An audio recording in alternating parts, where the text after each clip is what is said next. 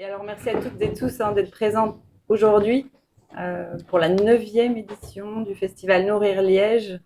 On s'est mis un peu à votre place en se disant qu'est-ce que vous allez bien pouvoir écrire après 8 années de festival de la transition alimentaire.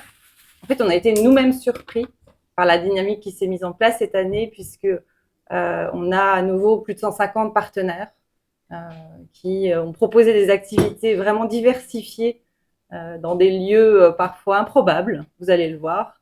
Et alors, peut-être que c'est la thématique de cette nouvelle édition qui est le One Health, une seule santé, qui les a inspirés.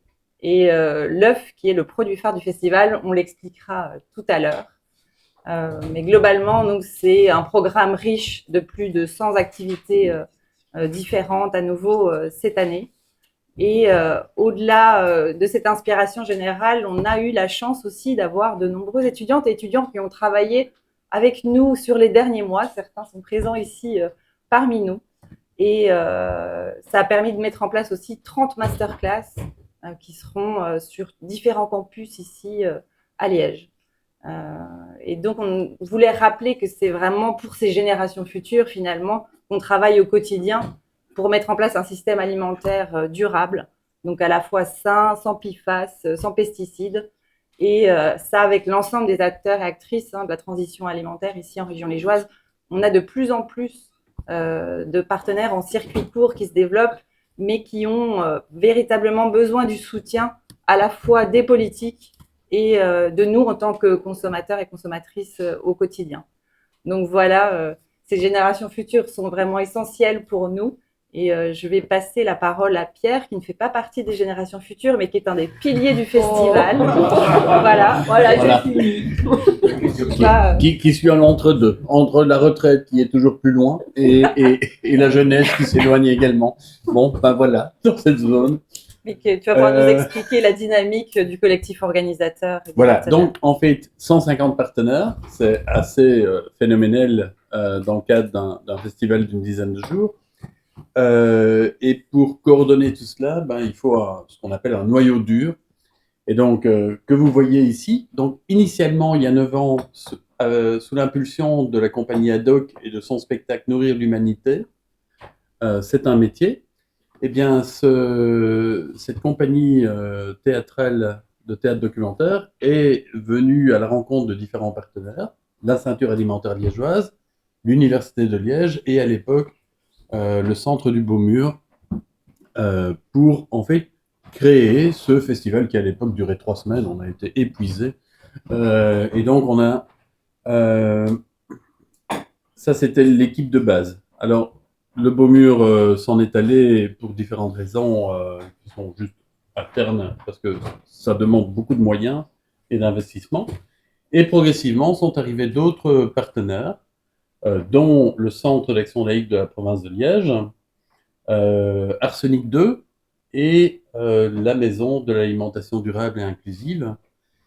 Et donc nous sommes maintenant donc 6 partenaires dans le noyau dur pour tenter de coordonner tout cela avec des activités bien fléchées pour chacun d'entre eux.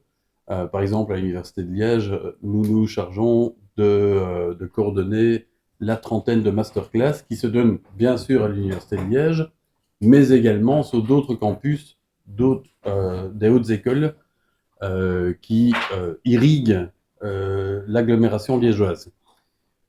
D'autres, je pense par exemple à la Madil, vont en fait dans les quartiers et ramifient cela vers d'autres publics. La Arsenic 2, par exemple, lui va amener un soutien logistique au travers de camions cantines, comme on les appelle. Ce sont des camions qui sont apprêtés pour pouvoir cuisiner. Et donc ça peut aller dans les quartiers, ça peut aller sur les campus, etc., etc.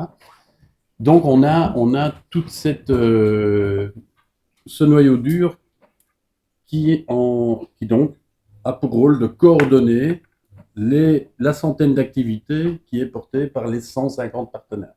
C'est une coupole, si vous voulez. Voilà. Et qu'est-ce qui change entre il y a 9 ans et maintenant? C'est que bien sûr, je ne fais plus partie de la jeune génération, mais, mais que on a, enfin, c'est génial que ce soit porté par les jeunes, en fait. Tout le monde dit, bon, les jeunes, les jeunes, les jeunes. Ben, les jeunes, en fait, ils sont là. Et ils sont là de plus en plus parce que probablement, euh, ce festival sur la transition alimentaire répond à différents enjeux qui sont ceux de la génération qui monte. Voilà. Et que peut-être le système actuel qui est proposé, et qui est hégémonique, eh bien, en fait, ne répond pas aux attentes de cette jeunesse. Et donc, elle s'en empare. Et c'est juste magnifique. Merci beaucoup d'ailleurs à vous d'être là en nombre. Voilà. Si Céline, tu veux faire le lien avec l'ensemble des festivals, parce qu'il n'y a pas que Nourrir Liège, mais il y en a de nombreux autres cette année. Tout à fait. Alors, donc Nourrir Liège, 150 partenaires, c'est la 9e édition, il y a de l'enthousiasme avec des jeunes. Comme on est tout enthousiaste, on ne s'est pas arrêté là et on s'est dit, fort de cette expérience, on va faire nourrir la Wallonie. Oui, c'est possible, on y croit. Alors, vous allez voir sur le site Nourrir l'Humanité, eh bien, on a depuis 2017, donc on a démarré ce processus, et là maintenant, on a 63 festivals qui ont été créés. Alors ça va, par exemple, on était à Anse la semaine dernière, en passant par Bruxelles, du 17 au 25 avril. Ah oui, nourrir Bruxelles, c'est possible. Jusqu'à Tournai, par contre, là, du 8 au 10 mai. En gros, en province de Liège, on fonctionne sur les 3 arrondissements. Sur l'arrondissement de Nourrir, oui, Warem, c'est vraiment porté par 2 centres culturels, là aussi le GAL Je suis Esbignon, le CAL Arsenic 2, etc. Et là, ça dure une semaine. Pareil sur l'arrondissement de Verviers, donc focus sur ici, dans la région Le Grand Liège. Il y a toute la dynamique Nourrir Liège qui un peu lance l'affaire. Et puis après ça, on a par exemple Nourrir l'OVA, c'est Nourrir Ourvest-en-Blair avec 12 communes qui va se lancer aussi. Alors, en gros, c'est des premières, deuxième, troisième éditions. On a des territoires différents, on a des périodes qui sont différentes, mais donc on a vraiment, je pense, une très belle couverture de l'ensemble des territoires. Donc, ce que disait Pierre par rapport à la jeunesse, et on sent qu'il y a un besoin et qu'il y a un enthousiasme.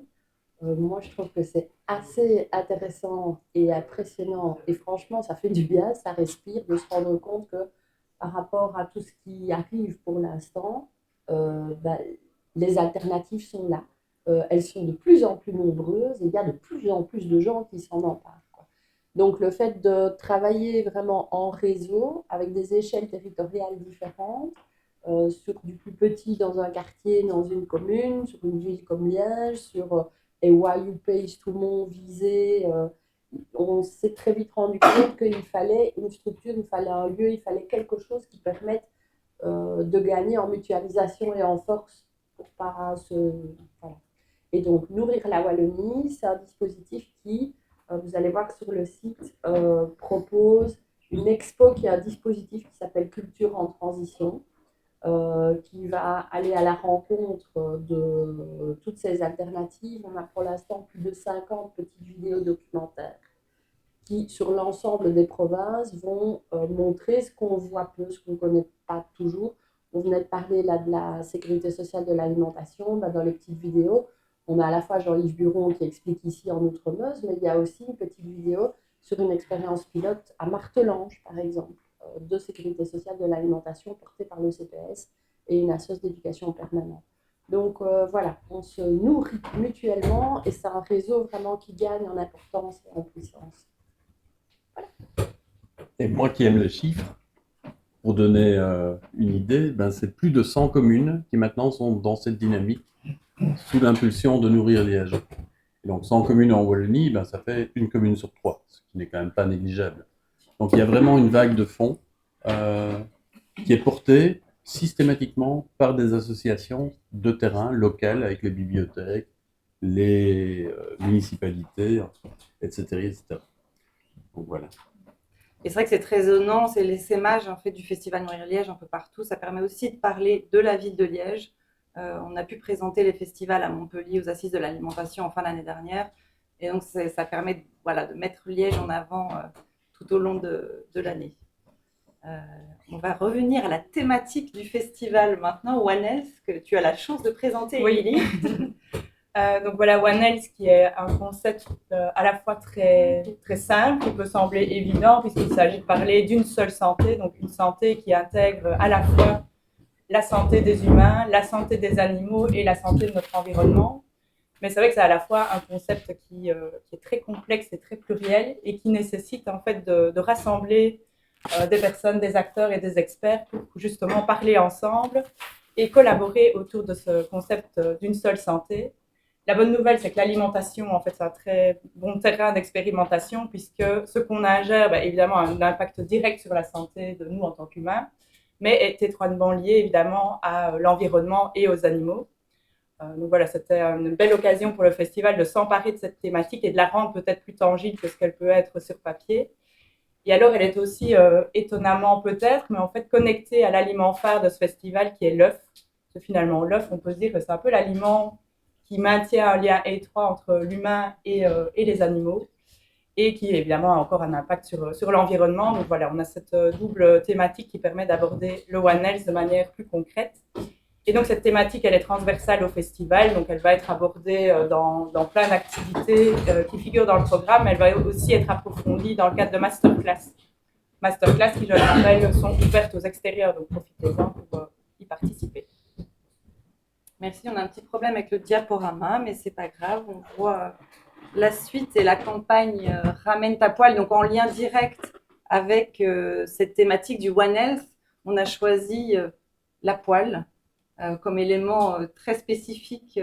C'est un peu vulgarisateur, on va dire, de la thématique. Gwenaël, si tu veux nous en parler. Oui, voilà un exemple magnifique de poêle revêtu d'un superbe petite source à Piface. Et donc vraiment le classique avec cette poêle qui est complètement usée. Donc l'idée évidemment c'est pas de faire un focus juste sur les poêles, mais c'est un exemple. Et on propose en fait que tout un chacun ramène ses poêles.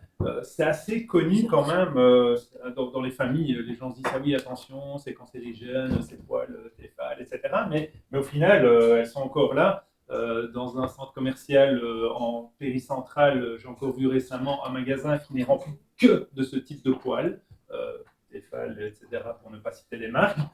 Et donc, on est encore vraiment très très loin de prise de conscience du fait qu'il faut vraiment faire attention et d'avoir ce lien de nouveau One Health. On a ces petites particules qui se dégagent partout dans l'environnement et qui revient dans notre alimentation. Et tout le problème de l'eau aussi. Donc, cette poêle est un peu une pointe de l'iceberg qui veut un peu illustrer tous ces problèmes du One Health et de cette approche intégrée entre environnement, santé animale et santé humaine, évidemment. Si on reprend les œufs à l'époque, crise de la dioxine, et on disait ah oui, il faut manger des œufs de nos poules. Et en fait, les poules, si les gens faisaient un feu dans leur jardin, en fait, c'était blindé de dioxine, encore pire que dans l'industrie.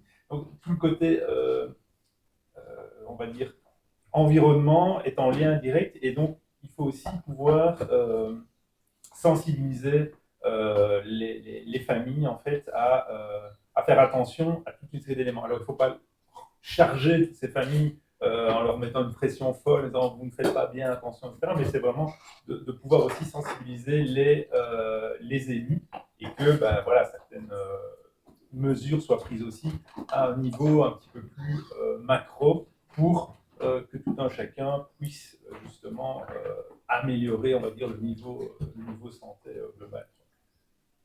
Et donc, oui, je l'ai déjà dit, on est invité à venir déposer ces poêles. Il y aura certains points de collecte qui seront établis tout au long du festival. C'est ça, donc 20 points de collecte au total, donc à la fois dans des maisons médicales, mais aussi sur les campus universitaires et des hautes écoles, et les épiceries biolocales en fait dans les quartiers, ce qui permet de lier et d'associer les deux. Et donc, avec ces poils, il y aura une œuvre d'art qui va être créée par les étudiants de l'ESA Saint-Luc et leurs professeurs. Donc, et cette œuvre d'art pourra être admirée à la médiacité, mais on en parlera tout à l'heure. Ça tombe bien. Devant le magasin de poils. Exactement. Quasiment. Là, avec les bouffées. Quasiment. Comme c'est hautement important, parce qu'en fait, quand on parle de PFAS, on parle de ce dont on a entendu parler beaucoup dans les médias, ce sont les fameux polluants éternels. Donc, c'est vraiment une pollution chimique qui, bien sûr, lorsqu'on cuisine dans une poêle qui est ainsi détériorée, en fait, elle nous détériore nous. Mais lorsqu'elle est conçue, en fait, elle va détériorer en effet tout son environnement et ça va descendre dans les nappes phréatiques, ça va polluer durablement, sinon éternellement, les sols, mais également la biodiversité qui en dépend, etc., etc. Donc on est sur quelque chose qui est un marqueur de notre civilisation et qu'il faut pouvoir retirer, c'est un type de pollution qu'il faut pouvoir retirer le plus rapidement possible, puisque maintenant on a quand même établi les liens qu'il y avait entre ce type de produits chimiques qui est utilisé dans la fabrication de ces poêles et la santé sur le très long terme. Voilà.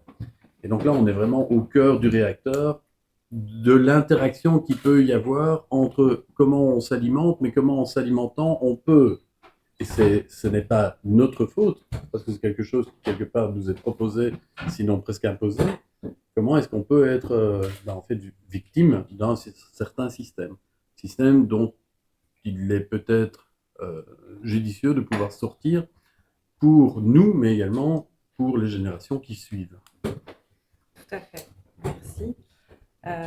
Et donc, on a des alternatives qui sont proposées, on les voit ici, en particulier les poêles en inox. Et dans le cas du festival, on incite donc les Liégeoises et les Liégeois à changer leurs poêles et à participer à un groupement d'achat commun, donc un GAC, qui fera qu'on aura des prix réduits sur l'achat de ces poêles via notre partenaire qui est Sapiens Sapiens, une petite boutique indépendante ici en Nevis. Donc on incite vraiment les gens à passer par ce groupement d'achat commun pour avoir des tarifs avantageux sur les poêles. On n'est pas du tout sponsorisé par une marque de poêles, ceci dit, donc voilà, on le précise. Non, voilà. Avec cette idée-là. Alors, comme pour cuire des œufs, on a besoin de poêles et inversement. On va passer à la thématique, donc produit du festival. L'année dernière, c'était la patate. Et cette année, alors c'est peut-être un petit peu moins sexy, mais ceci dit, ça a entraîné beaucoup de discussions. Et je vais passer la parole à Laura pour expliquer l'œuf.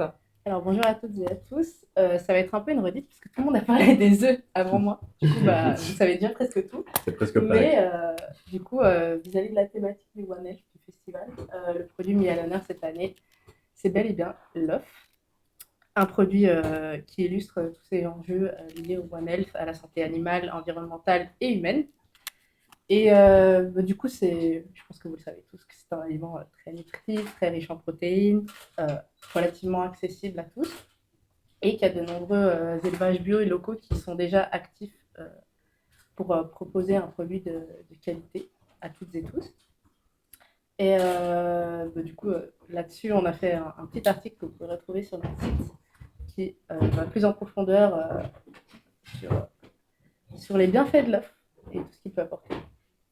Mais au-delà de la qualité du produit, il y a aussi la qualité des ustensiles de cuisine que nous utilisons pour préparer ce produit. Et du coup, ça revient à notre action de ramène ta poêle et de tout le questionnement des poêles en téflon en général qui libèrent des agents toxiques dans notre nourriture. Et du coup, c'est très important de mettre en relation notre alimentation et la manière dont on consomme et on prépare nos plats. Et du coup, dans ce festival, on a mis à l'honneur l'œuf et il y a plein d'activités, dont la fête de l'œuf à Jacadi ou les visites des poulaillers mobiles au Château-Pré qui sont disponibles et plein d'autres activités que vous pouvez retrouver dans notre programme qui sont là sur vos tables. Donc, j'espère que ça vous intéressera. Et voilà. Merci beaucoup. Et ça nous entraîne au masterclass. Il n'y a pas de masterclass sur l'œuf en particulier, mais par contre, sur la thématique du One Health, oui. Thibaut. Effectivement, sur la thématique du One Health, on a plein de masterclass. Comme Émilie le disait tout à l'heure, l'alimentation, ça nous permet de développer bien cette thématique parce qu'on se rend compte qu'elle est en lien avec toutes les santé et pas uniquement la santé humaine. Donc 30 masterclass, un travail de longue haleine qu'on fait depuis septembre 2024. Et la jeune génération dont je me fais le porte-parole aujourd'hui a collaboré étroitement et a eu un beau répondant pour organiser 30 masterclass avec l'autre génération, si je puis dire, vu que chaque masterclass, ou en tout cas la grande majorité, est programmée dans le cadre, dans le cours, que ce soit d'une université ou d'une haute école ou d'une autre institution. Ce qui s'est passé, c'est qu'on a vraiment été chercher chaque faculté, on a essayé d'aller chercher chaque haute école, chaque matière, pour trouver, lier leur thématique à l'alimentation et faire ressentir ce One Health tout au long de toutes nos masterclass. On a également 2 pièces de théâtre de Nourrir l'humanité. Donc Pierre expliquait que c'était la source, elle se représente toujours. Il y a 2 représentations, une au théâtre universitaire de Liège et une sur le site du Sartillement, dans la belle salle de théâtre également. Donc ça, c'est pour les 30 masterclass. Et pour donner un exemple de masterclass One Health, on a bien sûr qui parle des PFAS, mais on a aussi une masterclass brûlante d'actualité parce qu'on aura la chance d'avoir la Bloom Association et l'ONG Foodwatch qui vont présenter leur enquête sur la contamination du thon au mercure. Ce sera appuyé aussi par Emmanuel Vibert, qui est journaliste et qui a parlé de ça dans ses enquêtes. Donc c'est ce genre de masterclass qu'on peut retrouver, qui parle du One Health et qui mettent en lien que ce qu'on ingère, ça va aussi, comme tout le monde le disait ici, influencer tout notre environnement et tous nos environnements pluriels. Merci. Donc, n'hésitez pas, hein, ce sera dans le cadre d'un cours de Gwenaël, ici présent. Oui, l'ensemble des étudiants en océanographie, évidemment, sont sur le pont et sont assez enthousiastes à l'idée de voir un peu ces vedettes. C'est vrai qu'au-delà du côté scientifique, des ONG type Bloom, etc., c'est assez sympa de pouvoir le voir sur Liège. Ouais. Ils viennent tout juste d'attaquer en justice Carrefour sur ces thématiques des boîtes de thon contaminées qu'on continue, nous, de manger au quotidien. Donc, à nouveau, l'idée du festival, c'est de créer cette réflexion autour de ce qu'on met dans notre assiette.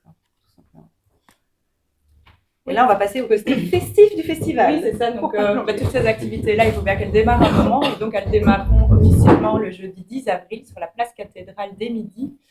Donc, ça fait quelques années qu'on collabore avec le marché Court-Circuit, donc, qui est un marché de producteurs locaux qui se tient à Place Cathédrale tous les jeudis d'avril à octobre, donc, qui est porté par le service Foire et Marché de la ville de Liège. Et cette année est encore plus particulière puisque ce marché fête ses 10 ans. Donc, on se dit, là, il y a plein de raisons de faire la fête. Et donc, effectivement, le marché Court-Circuit se tiendra avec les exposants, les producteurs locaux habituels, mais viendront s'y greffer des partenaires du festival, donc peut-être un côté plus sensibilisation et lien avec le festival Nourrir Liège. Il y a également une petite programmation de concerts en milieu, fin d'après-midi, avec le duo Ludi et le duo Old Friends, qu'on vous invite à découvrir. Et on a également la chance d'accueillir une artiste renommée qui porte le projet artistique The World Letter, donc qui consiste en une lettre d'amour adressée au monde et donc qui a voyagé dans, je pense, plus de 145 pays. C'est un projet qui court depuis 8 ans. Et donc, on a la chance de l'accueillir à Liège. Et donc, tous les Liégeois seront invités à signer cette grande lettre d'amour. Donc, soyez les bienvenus sur la place cathédrale pour aller auprès d'elle.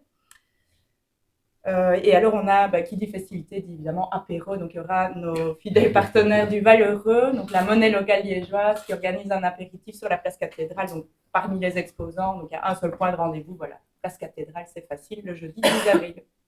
Merci, on voit Coco Van ici en train de. Et d'ailleurs, c'est elle qui aussi. Elle chantait avant. Et donc, c'est sa chanson qui est sur le teaser du festival qui apparaît demain matin sur tous les bons réseaux. Ce qui nous emmène à la médiacité, pas de transition. Mais ceci dit, Julia, tu vas nous expliquer ce qu'on fait à la médiacité cette année. C'est la première fois que Nourrir Liège a un partenariat avec la médiacité pour avoir un stand durant toute la durée du festival. Donc il y aura différentes dégustations, activités par plusieurs ASBL et associations. Et il y aura également une borne avec un jeu créé par Rouge qui est une boîte de création graphique liégeoise qui a pour but de sensibiliser les plus jeunes à créer leur menu et à gagner des points en fonction de la création de leur menu. Plus c'est bon pour la santé, local, bio, et plus ils gagnent des points. Et c'est dans le but de sensibiliser à un public qu'on n'a pas forcément l'habitude de toucher. Et donc, à la fin du jeu, ils repartent avec un fruit local. Donc, voilà. C'est ça. Donc, ce petit jeu qui sera aussi disponible en ligne. Donc, si vous avez Android, je crois, ça permettra de vous-même vous entraîner, voir si votre assiette est suffisamment écologique ou pas. C'est vraiment, en fait, ce qui est intéressant, c'était de voir les équipes qui ont elles-mêmes testé le jeu, qui sont pris au jeu, on peut le dire. Et je pense que ça aura beaucoup d'intérêt pour cette idée de sensibiliser un nouveau public de manière ludique. Et pour rester dans le ludique... Oui, c'est ça. Donc, au-delà de la mission d'information soutenue par les 30 masterclass, on a aussi notamment 3 spectacles. Pour rester sur la thématique de la fête dont Émilie parlait, on est quand même en région liégeoise. Donc, on a Manon Le Pomme qui vient avec le collectif Occupons le terrain faire une soirée d'humour et en même temps d'information, parce qu'on sait que ça passe par la sensibilisation et les émotions également. Ça se passe le 15 avril. On a la troupe de comédie musicale Honeypop qui présente le spectacle de clôture du festival et sa dernière comédie musicale engagée qui s'appelle Le temps d'un accord, à voir absolument.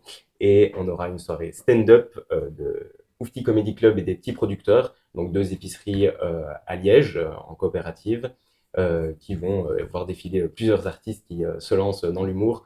Donc des chouettes moments à passer aussi pour bien rigoler.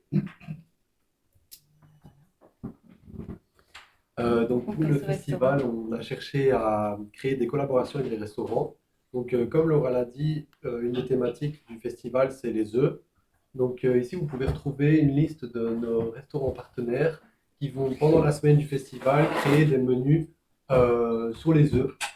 Donc notamment à table, qui chaque jour de la semaine vont créer un plat spécial sur l'œuf.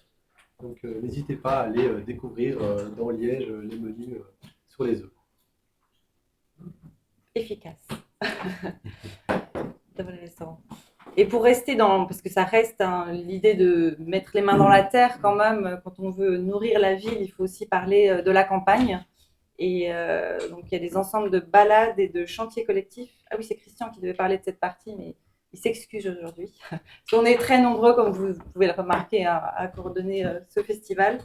Et donc avec cette idée de plus on connaît la nature qui nous entoure et plus on aura tendance à éviter l'agroalimentaire, la grande distribution, et de recréer aussi son alimentation, parce qu'au final, c'est pas si compliqué de se nourrir de manière saine et locale. On a tous les outils en main, il faut juste y réfléchir un tout petit peu. Donc ça, c'est des activités pendant toute la durée du festival. On a une brochure. Pierre, tu voulais intervenir? Oui, ben en fait, la question de la transition alimentaire, c'est quoi en grande partie? C'est également rendre visible toute une série d'alternatives qui sont en chemin et qui fonctionnent très bien, mais qui ne sont pas visibles, entre guillemets, parce que jamais vous aurez le petit maraîcher du coin qui aura sa photo sur un 36 mètres carrés, hein, une grande publicité dans l'espace public. Non, jamais, évidemment. C'est toujours les multinationales et le système dominant qui peut faire son autopromotion. Donc, en fait, rendre visible ce qui n'est pas visible est évidemment quelque chose qui est essentiel. Et les balades et les rencontres vers les différents projets qui sont en marche sont essentielles et rencontrent un succès extraordinaire parce que les gens sont curieux. Les gens aiment aller à la rencontre de ce qui est autour d'eux mais qui n'est peut-être pas accessible ou juste inconnu. Et donc c'est important. C'est important aussi de voir, on sent qu'il y a une appétence extraordinaire auprès des différents publics, quel que soit l'âge, de se dire, tiens, cet endroit que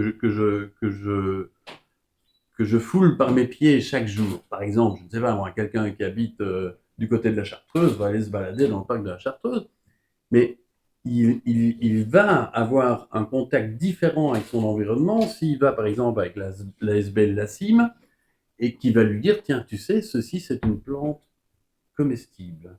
Ah. Et ceci c'est également intéressant pour tel ou tel, je ne sais pas, pour les abeilles ou que sais-je, machin.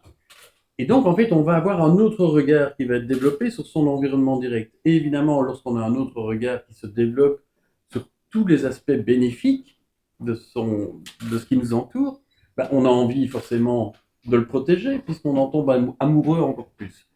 Et donc, si vous voulez, tout ça fait partie d'une dynamique où on a envie de prendre soin de son environnement direct, et ça fait forcément partie du One Health, hein, puisque c'est santé environnementale, animale et humaine.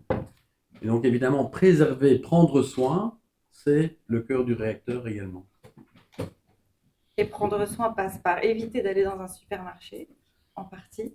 Et donc, on se rejoint à cette dynamique lancée par l'ESBL Consommation qui soutient tout ce qui est produit en vrac, qui lance un grand mois sans supermarché au mois d'avril. Là, c'est à travers toute la Wallonie et à Bruxelles.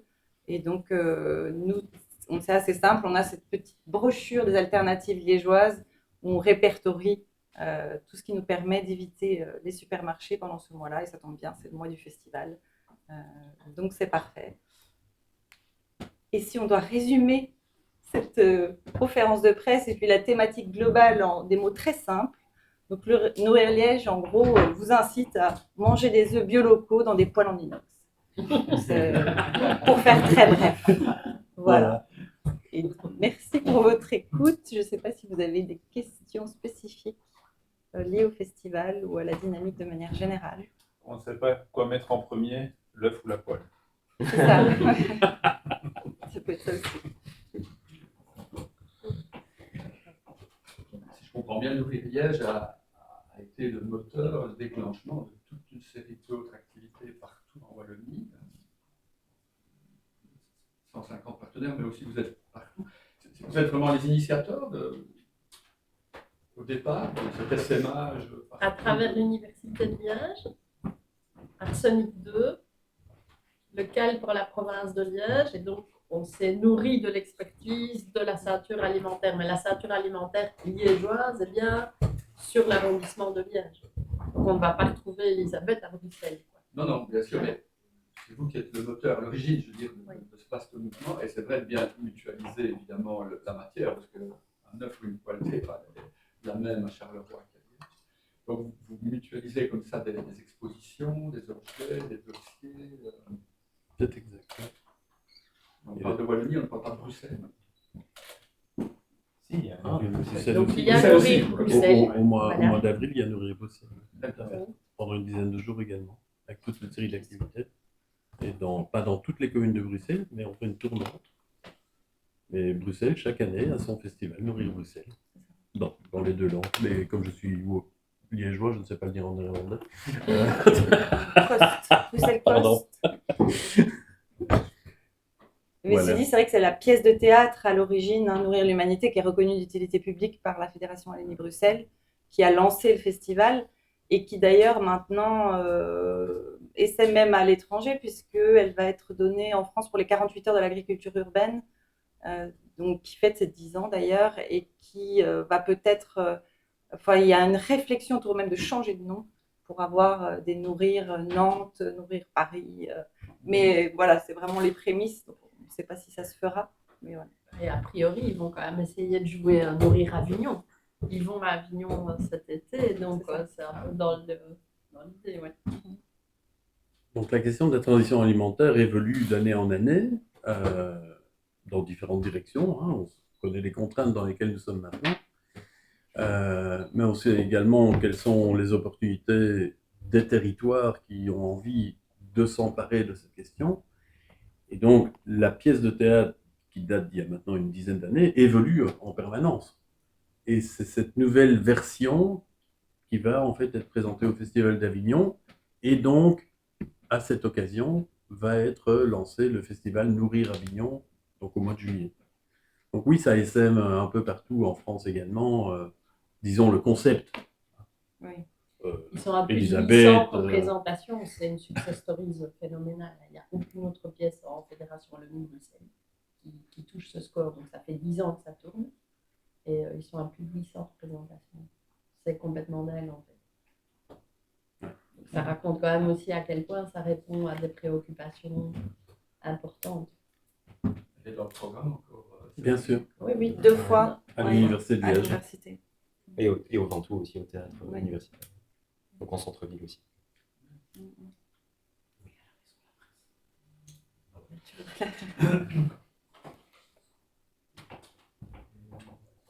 On n'a pas l'impression, avec tout ce qui se passe maintenant dans le monde, qu'il est plus que temps encore de redonner votre message.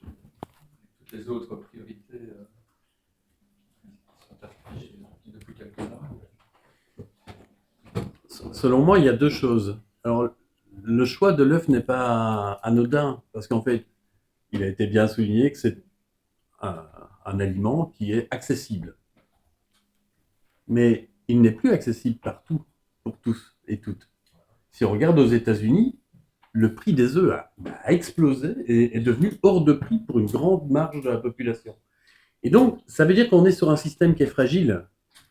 Il est fragile pourquoi? Parce qu'il est ultra concentré, etc., etc.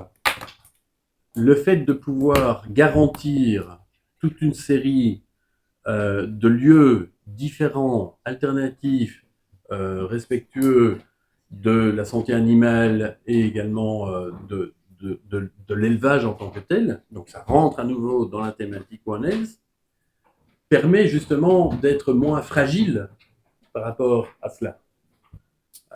Une fois que tout est concentré, si le cœur de cette concentration est contaminé, ben en fait, comme on dit, on met tous ses œufs dans le même panier. Bon, et ici, le fait de disséminer et d'avoir des lieux différents et des méthodes différentes d'élevage nous permet en fait d'être beaucoup plus résilients, beaucoup plus robustes en cas de souci.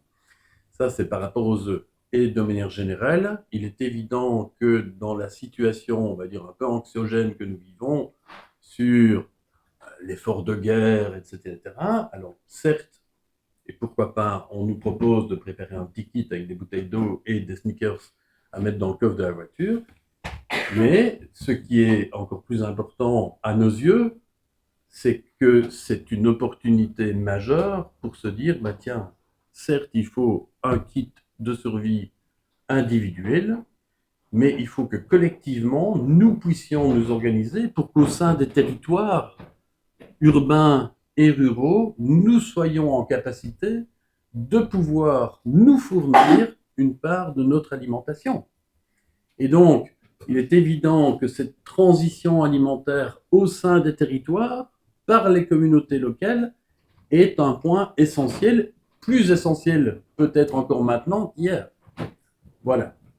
Donc on parle souvent de sécurité, et bien en fait, la sécurité n'est qu'un aspect de la souveraineté alimentaire. La souveraineté, ça veut dire que nous sommes en capacité de pouvoir, en fait, assurer notre propre sécurité, sans dépendre des autres, n'est-ce pas? Voilà. Je ne sais pas si... Deux mots-clés. Oui, Voilà, il y avait 2 mots-clés. j'avais demandé à Pierre d'avoir une petite envolée lyrique en finale. Parfait. C'est exactement ça. Non, voilà. On conclut. Mais c'est vrai qu'on espère que ça vous fera réfléchir aussi. Nous, c'était intéressant, j'ai trouvé, parce qu'on a beaucoup de réunions préparatoires avant avec tous les partenaires du festival. Pas les 150, mais quand même nombre d'entre eux. Et de voir à quel point le fait d'en parler a fait qu'ils ont ramené automatiquement leurs poils à la réunion d'après. Mais moi, j'avais encore des poils au fond de mes tiroirs, en fait. Et tant qu'on ne se pose pas la question, on continue comme si de rien n'était. Et donc, c'est cette idée du festival, c'est un peu d'ouvrir les yeux, de se dire maintenant, qu'est-ce qu'on fait? Alors, c'est anecdotique. On commence par la poêle et puis après, on réfléchit à l'ensemble du système, en fait. Et ce qui nous permet aussi à long terme de créer cette dynamique et un système alimentaire plus résilient au final. Donc, on espère que ça va un petit peu infuser pendant ces 11 jours de festival. Et puis, on recommencera l'année prochaine pour les 10 ans. On vous attend à nouveau. Parce que c'est ça, tant que tout le monde ne mangera pas bio local à Liège, il y aura le festival.